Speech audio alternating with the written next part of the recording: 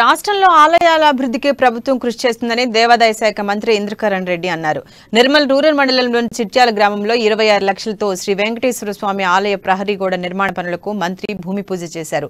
ఈ సందర్భంగా టీఆర్ఎస్ ప్రభుత్వం అధికారంలోకి వచ్చాక ఆలయాల అభివృద్ధికి పూర్వ వైభవం తీసుకొస్తున్నట్లు తెలిపారు.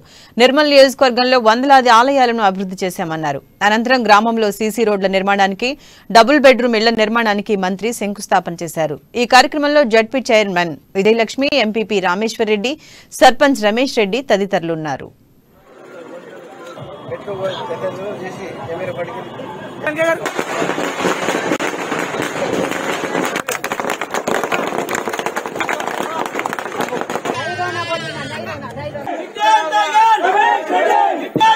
₹26 లక్షలతో కాంపౌండ్ వాల్ నిర్మాణం.